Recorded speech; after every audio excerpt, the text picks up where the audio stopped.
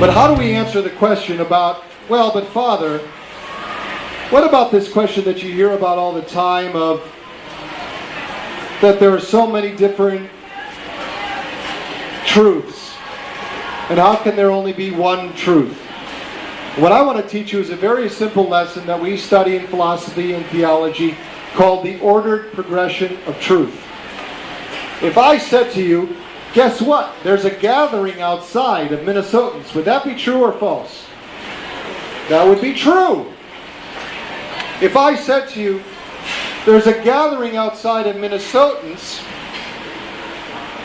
and that gathering is of thousands of people, would that be true? It's a further progression of the first truth that I just told you. But both of those statements are true.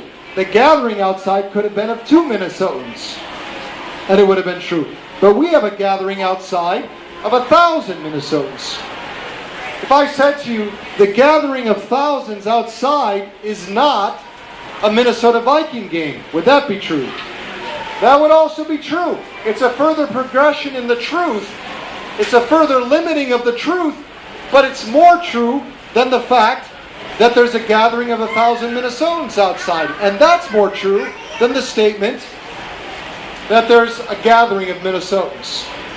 If I said to you, there's a gathering of 1,000 Minnesotans outside that is not the Minnesota Vikings, which, by the way, I hope you don't go to gatherings of the Minnesota Vikings game, because that is not an occasion for fulfillment.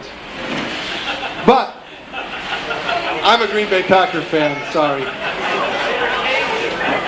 Thank God they took away all the hot coffee and things like that. But to say that there's a gathering of 1,000 Minnesotans, not at a sporting event, but at the Minnesota State Fair, is the most refined truth statement of any prior truth statement. Yet each of those prior statements was true. When we look at our Catholic faith, we look at our Catholic faith as the most restrictive and therefore the most freeing of all possible positions. It's the most restrictive, but the most freeing of all possible positions. That's why I can find common cause with other Christians. That's why I can find common cause with other religious believers. That's why I can find common cause with people of goodwill who are of no religious persuasion. Because there's an ordered progression to the truth. And so the best way for you to be okay, the best way for me to be okay, is to practice to the full your Catholic faith. And that is why, in reverse, the very best thing you can do for your fellow Minnesotans outside this building is to practice to the full your Catholic faith.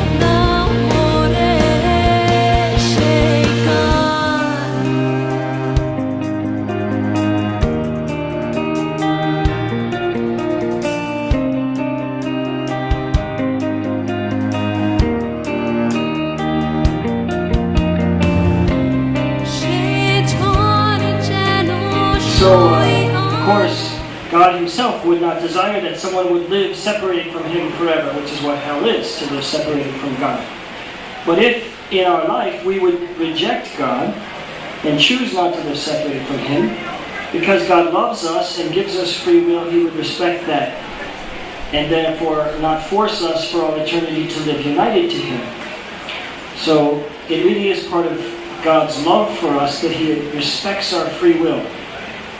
And it's a sobering thing to think about the power of our free will. The fact that life is not a joke, but the way I live my life has real consequences. It's a very sobering thing to think about, especially when one begins to consider how with my free will I can affect good in the world or affect evil in the world.